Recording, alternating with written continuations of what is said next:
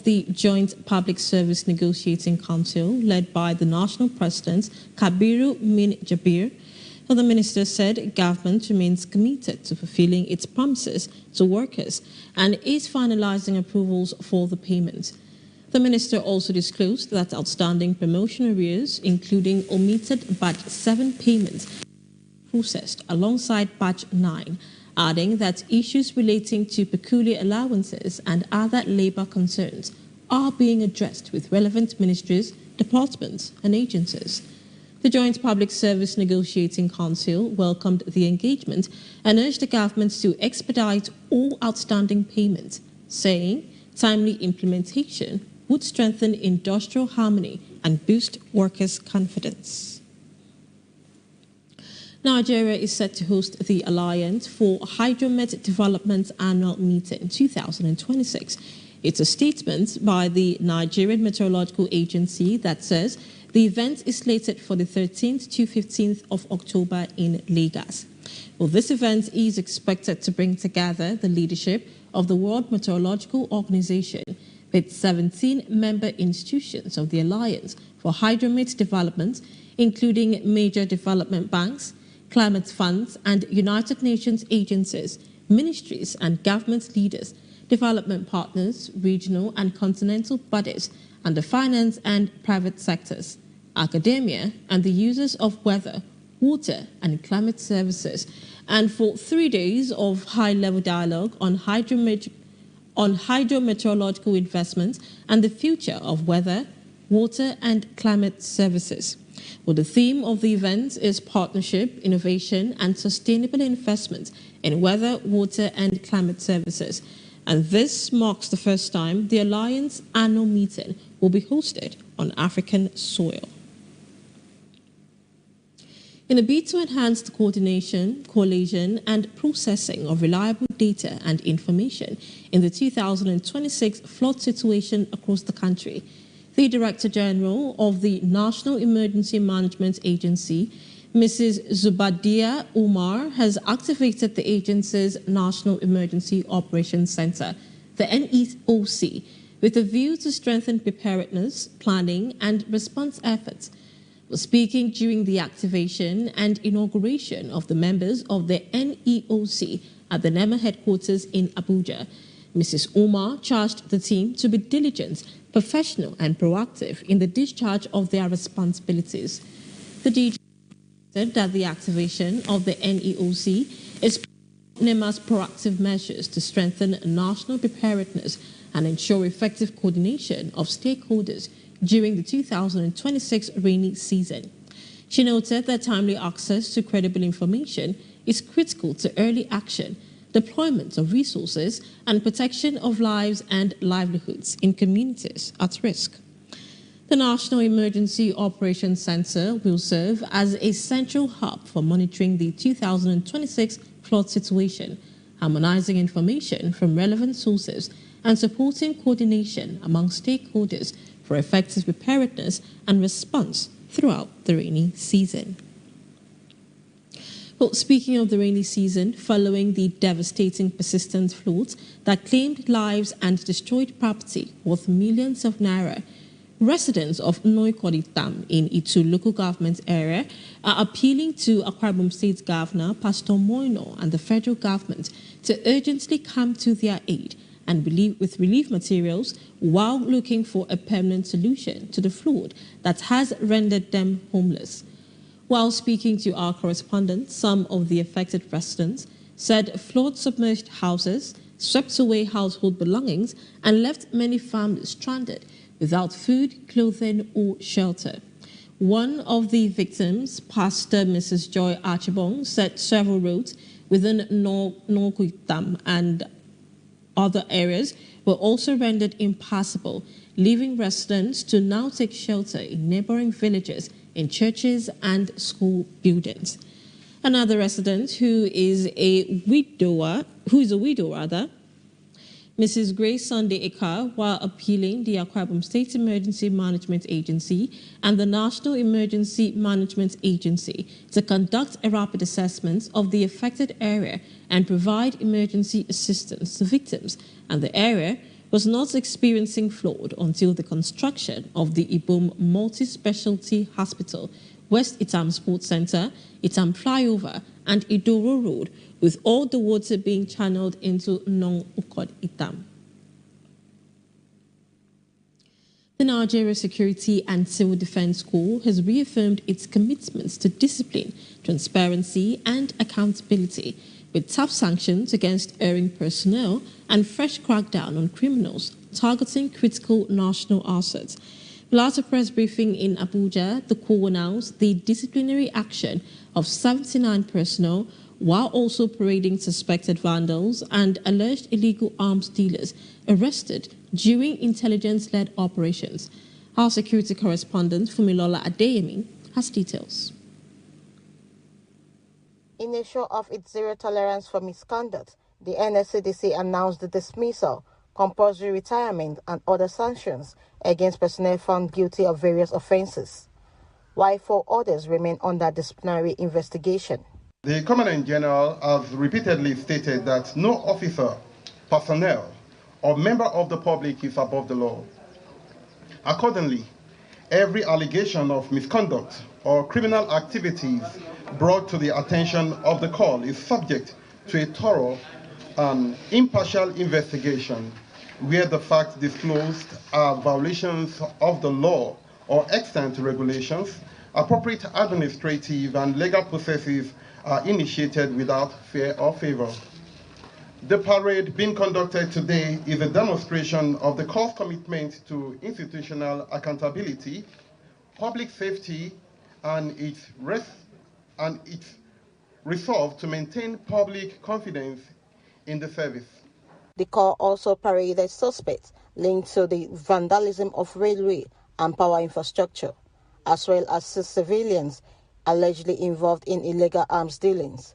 Several weapons, ammunition, and other exhibitions were recovered during the intelligence-led operations. On the 25th of July 2026, the Nigeria Security and Civil Defense Corps operatives intercepted the truck fully loaded with vandalized railway sleepers and related materials at Sabon Wuse, Abuja.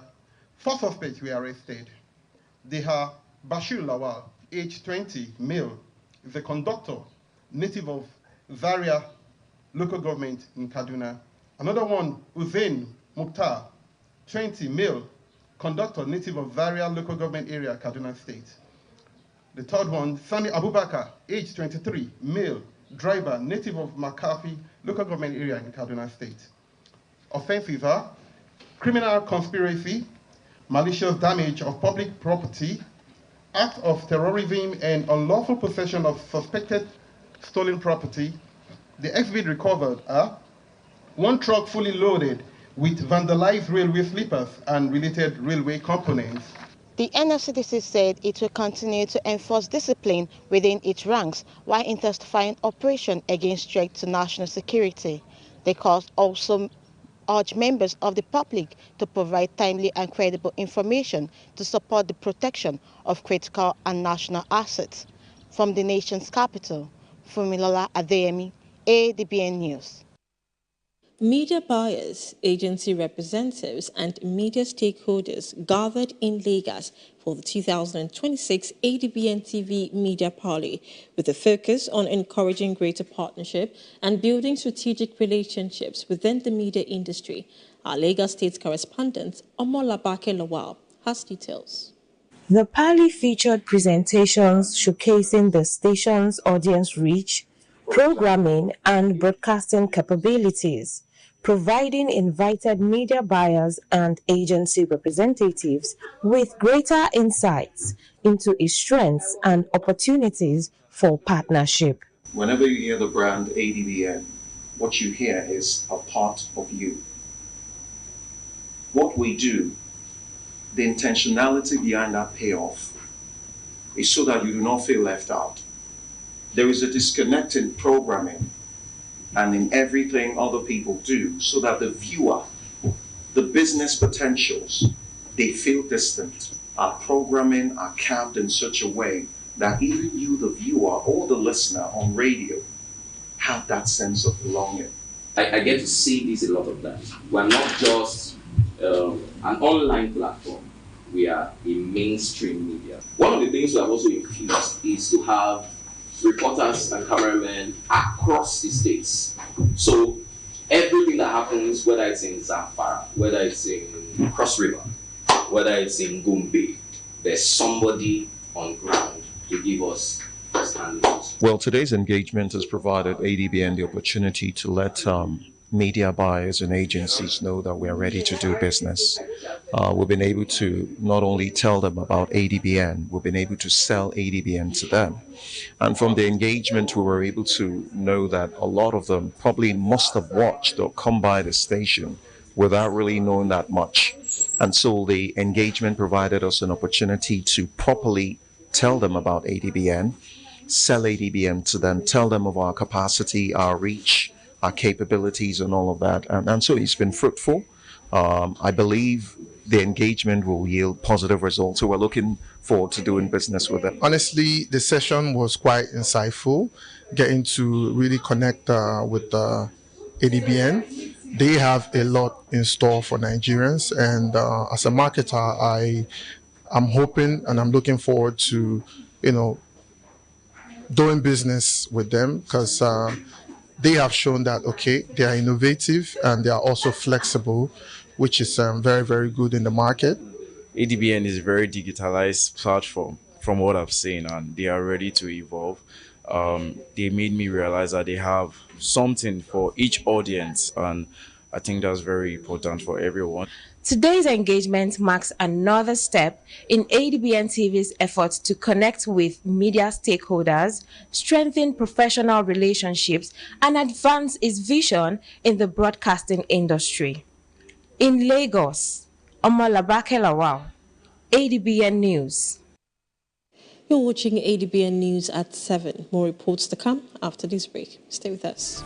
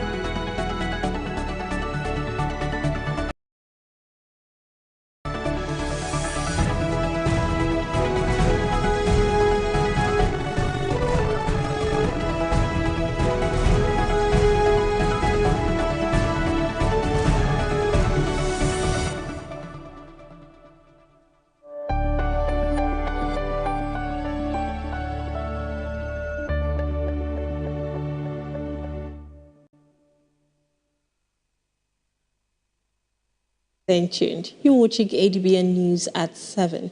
And now to Kwara State, where the state government says residents abducted from Woro and Nuku communities in Kayama local government area have regained their freedom. It's ending months in captivity. The victims were kidnapped during coordinated attacks on the communities on the 3rd of February, which reportedly left at least 75 people dead and forced many residents to flee. About 170 women, children, and other residents were believed to have been abducted. Announcing the development, Governor Abdul Rahman Abdul-Razak's media aide, Olayinka Fafolui, thanked President Tinubu, security agencies, and everyone involved in securing the victims' release. Authorities are yet to disclose how the victims were freed or whether any ransom was paid. Police in Kwara have also not issued an official statement on the circumstances surrounding this release. Senator representing Nasarawa South Senatorial District on the platform of the Allied People's Movement, Mohammed Ogoshi Onawo, has called for decisive action to address the country's growing insecurity, saying the protection of lives must remain the government's top priority. ADBN's correspondent Mary Ujiji reports. Speaking during a media chat, Senator Onao said authorities must move beyond rhetoric by acting on available intelligence to arrest and prosecute criminal elements threatening lives and property. The powers that be should stop paying lip service to the issue. Lives of Nigerians are at stake. That is what matters. The lawmaker urged the executive arm of government to promptly implement security-related resolutions passed by the National Assembly, stressing that stronger collaboration is needed to tackle the country's security challenges. On the debate over state police, Senator Onao said the idea is beneficial but warned that safeguards must be put in place to prevent political abuse and ensure states have the capacity to fund the system. State police, it's a good thing to have when the atmosphere is right. And this state police address immediate security situation. But now, are we ripe for it with our state of minds, with our attitude of winner takes all? If this state police is to be operated as supposed to, no problem, to help all of us. Senator Mohammed Onao maintained that improving security requires decisive leadership, effective implementation of laws, and sustained commitment by all levels of government to protect Nigerians. Mary Ujiji, ADBN News. Benue State Governor Reverend Father Hyacinth Alia has pledged the full support of his administration for the establishment of the newly approved Nigerian Army formations in the state, including the construction and furnishing of the headquarters of the new 5 Division. The governor made the commitment on Tuesday when he received a delegation from the Army Headquarters Implementation Committee at the Old Banquet Hall of Government House, Makadi.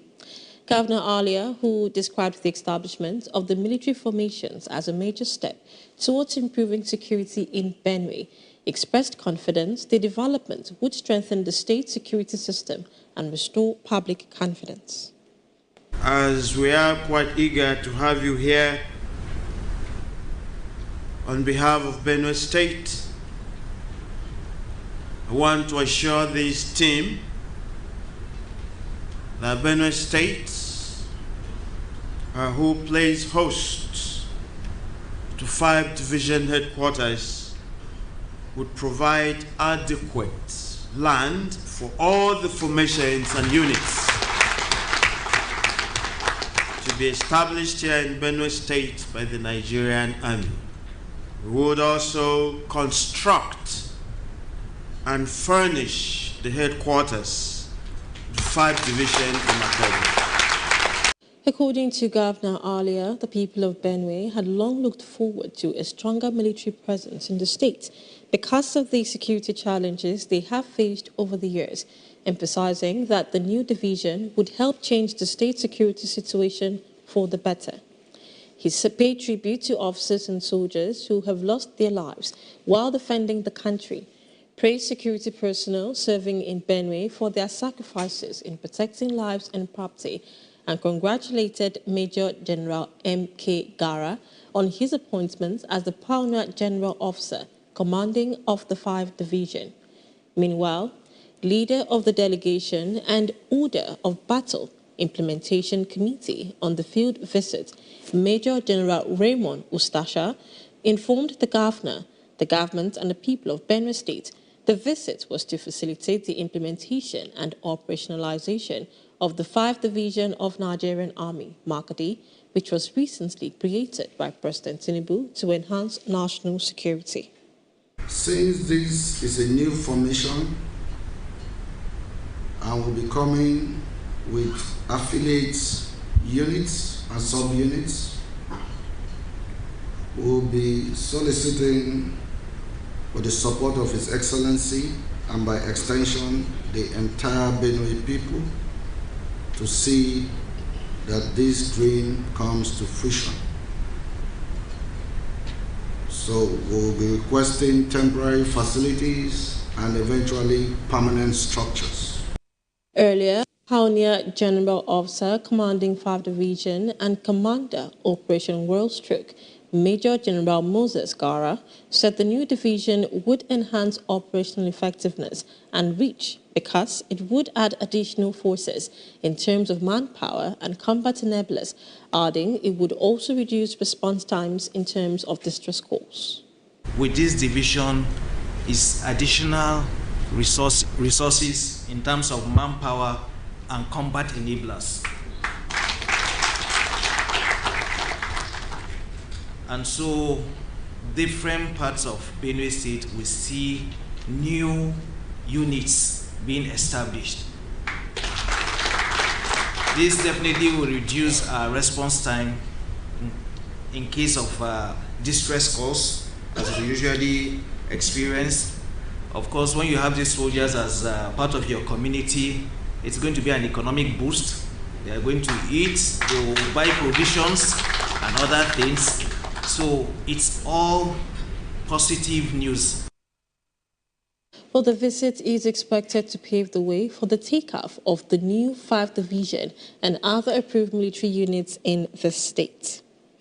Let's now move to finance, where the Minister of Finance, Professor Taiwo Oyedele, says economic reforms introduced by the President Tinubu administration, particularly the removal of fuel subsidy and the liberalization of the foreign exchange market, have significantly increased revenue available to state and local governments for development.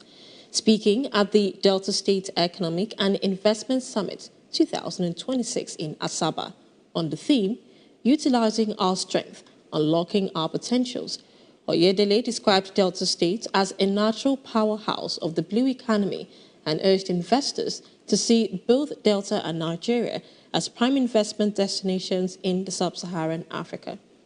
Delta State's strengths are not hidden. They are carved into your map, flowing through your waters, resting in your soil, and burning brightly in the ingenuity of your people. So it says, harness. The Delta State Commissioner for Finance, Sir Fidelis Tileje, said the summit not only is a talk show, but a strategic investment platform attracting serious investors. He reaffirmed Governor Sheriff Obovewori's commitment to creating a business-friendly environment through improved infrastructure, policy consistency, security, and stronger public-private partnerships. It comes at a point that everybody is diversifying, and from all the discussions so far, you can be rest assured that Delta can grow beyond oil 100%. After this opening ceremony section, it is clear that investors are hungry and they know that Delta State is a delight for investment in the whole world. Panel discussions identified agriculture, livestock, mining, the blue economy, and legal reforms as key sectors capable of driving sustainable investment.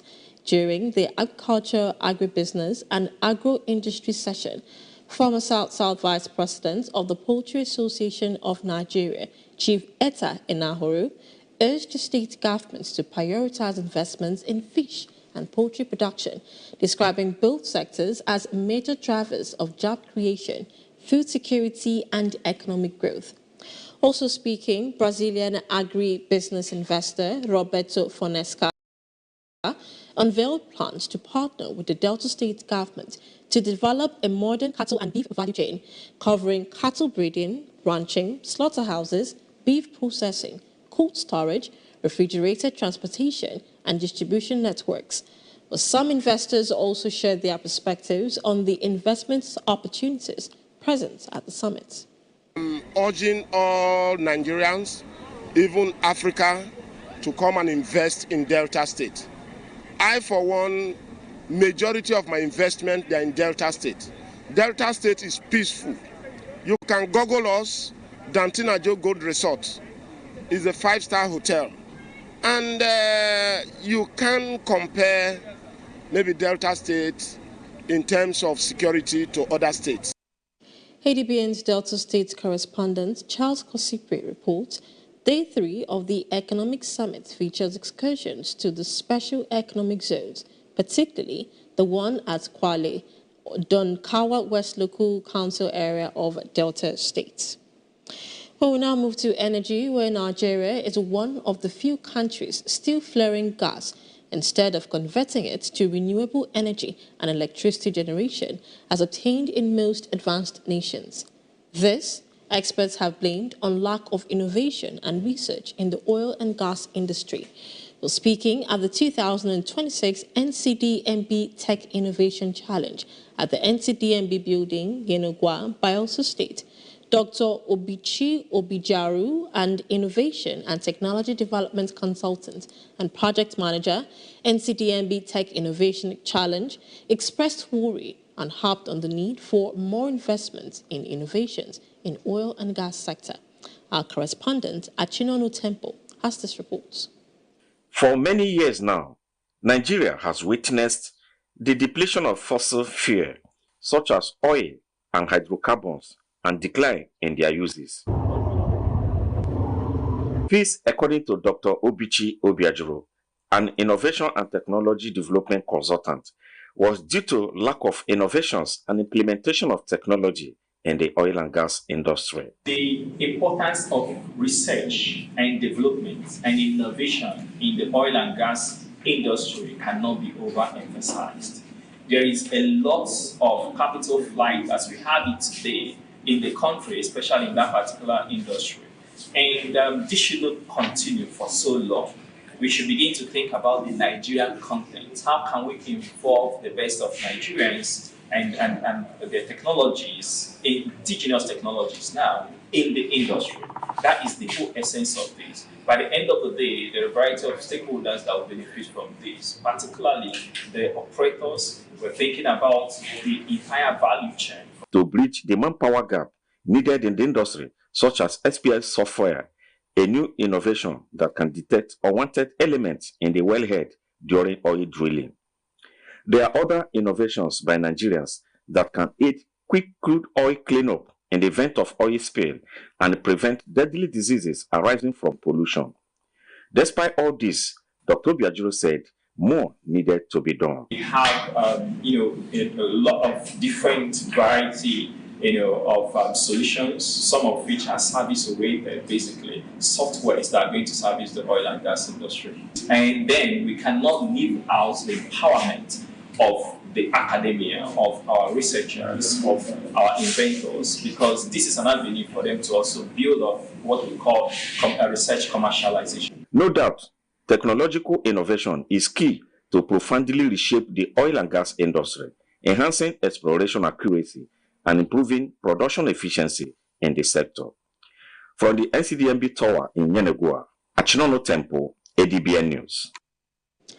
This is ADBN News at 7. More reports to come from Business, Foreign and Sports Desk. After this break, stay with us.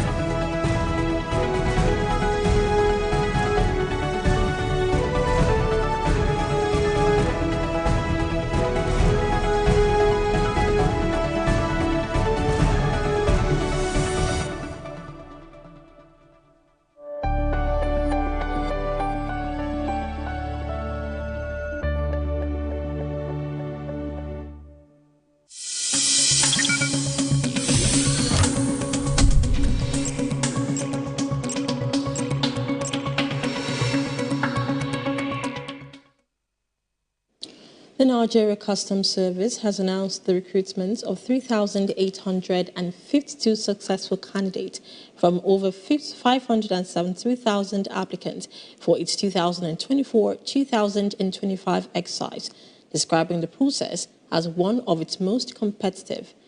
The Comptroller General of Customs, Adewale Adeniyi, said the service will now adopt an annual recruitment cycle to ensure faster and more predictable hiring. He also assured applicants that recruitment remains free and warned the public against fraudsters demanding payments before employment. Dangote Petroleum Refinery is planning to raise about $5 billion through an initial public offering expected to conclude in October, with funds aimed at expanding its Lagos refinery's capacity to 1.4 million barrels per day. But according to reports, the refinery has submitted an application to the Securities and Exchange Commission and is awaiting approval. If successful, the IPO could become Africa's biggest stock market listing, giving investors across the continent an opportunity to participate in the refinery's expansion.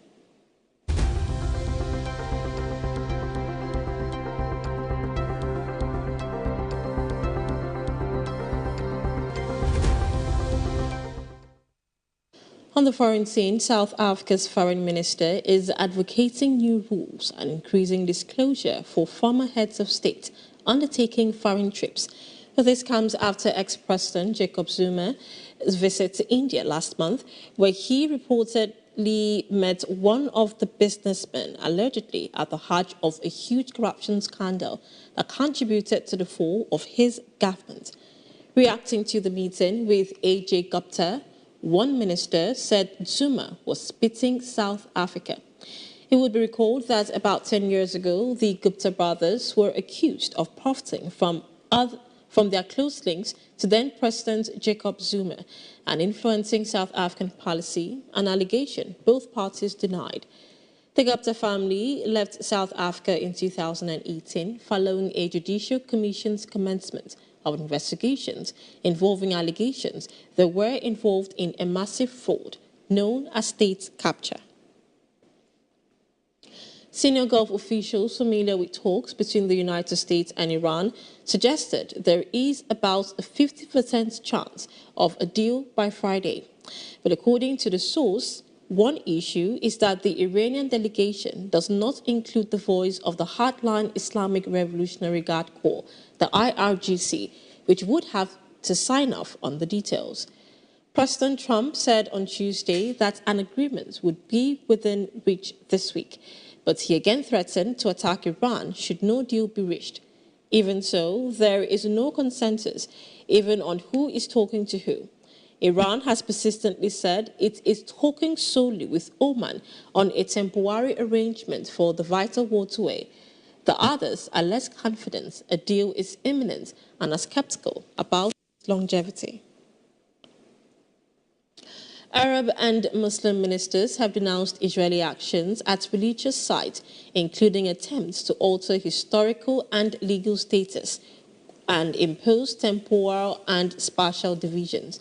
Well, the minister also agreed to establish a permanent mechanism to document and expose Israeli violations in the occupied East Jerusalem and its Islamic and Christian holy sites.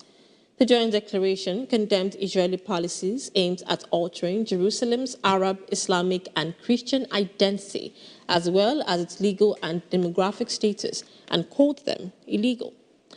As a joint declaration adopted at the meeting in Jordan today, plans include a media platform to broadcast Israeli violations against holy sites and worshippers and bring them to the attention of international organizations and the global public participants, including members of the Arab Ministerial Committee on Jerusalem, Arab League Secretary General Ahmed Abu Ghait, and representatives of Turkey, Pakistan, Indonesia, and Malaysia, called for immediate international action to halt Israeli measures in Jerusalem and at its holy sites.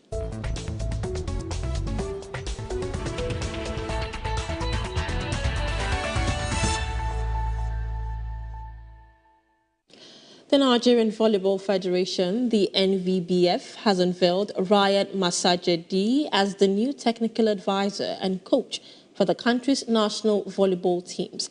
While speaking at the event, President of the NVBF, Engineer Musa Nimrod, said Masajedi will immediately begin work with the national women's team as they prepare for the 2026 African Nations Championship in Kenya. Nimrod added that the Japanese coach will also take charge of the men's national team for the African Nations Championship in the Democratic Republic of Congo. Beyond the national teams, he said Masajedi will support the Federation grassroots and developmental programs by visiting all 6 geopolitical zones to help identify and nurture young volleyball talents. Nimrod explained that Masajedi's contract will run for 12 months, with the Federation completing the support provided under the agreement with the International Volleyball Federation. In his response, Masajedi expressed his appreciation to the Federation for the opportunity and pledged to bring his wealth of experience to the development of volleyball in Nigeria. The Super Falcons head coach Justin Madugu says his side is fully focused on securing victory against Egypt in their final Group C match of the 2026 Women African Cup of Nations and taking control of their qualification hopes. Nigeria faced the North Africans tonight at the Olympic Stadium in Rabat, knowing that victory will guarantee a place in the quarterfinals. Speaking at his pre-match press conference, Madugu said the coaching staff had carefully analysed every possible qualification scenario and were determined not to rely on results elsewhere. The Super Falcons have endured a mixed start to the defence of their continental crown. The 10-time African champions suffered a shock 3-2 defeat to Malawi's women national football team in their opening match before responding with a hard-fought 1-0 victory over Zambia's women national football team, despite playing much of the game with 10 players. Malawi currently top of the group with 6 points, while Nigeria and Zambia have 3 points apiece. Madugu insisted his players are approaching tonight's encounter with a winning mentality as they bid to secure a place in the knockout stage. Well, kickoff is at 9 p.m. and the match will be broadcast live on Adbn TV. Well, world number 2 Carlos Alcaraz has withdrawn from the ATP Cincinnati Masters as he continues his recovery from a wrist injury that has sidelined him since April. The 23-year-old Spaniard had been slated to make his return in the key tune-up for the US Open, the grand final slam for the year that starts on August 30th in New York, where Alcaraz is the defending champion. Well, he had planned to take the court in Cincinnati for the first time since he was injured in the first round of the Barcelona Open in April. The 7-time Grand Slam champion pulled out of the tournament in Madrid and Rome, and then Roland Garros, where he was the reigning 2-time champion. He also missed Wimbledon, where his rival Jannik Sinner prevailed for the 2nd year in a row against Germany's French Open winner Alexander Zverev.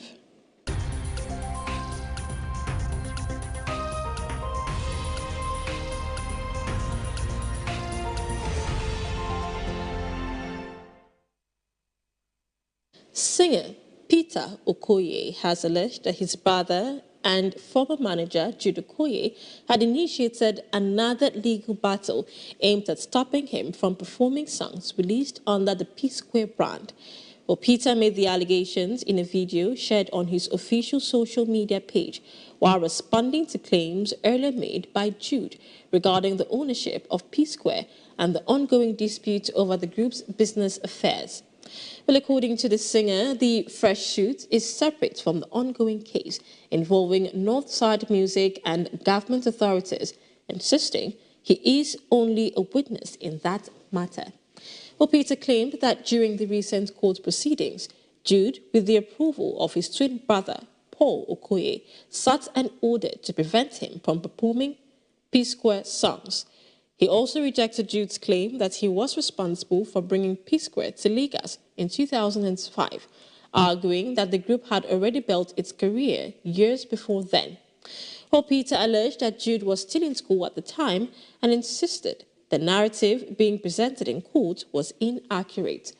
The singer's comments come amid the prolonged disputes involving the Okoye brothers over the ownership and management of the P-Square brand, royalties, and related business interests. The latest allegations have generated fresh reactions online, although Jude Okoye has yet to publicly respond to Peter's claims regarding the alleged court move to stop him from performing P-Square songs. Federal government, through the Ministry of Women Affairs, is sending off Miss World Nigeria, Tamunosoye Kabira George, who is representing Nigeria at the Miss World contest in Vietnam. The grand event is being hosted at the Transcourt Hilton in Abuja. We will be joined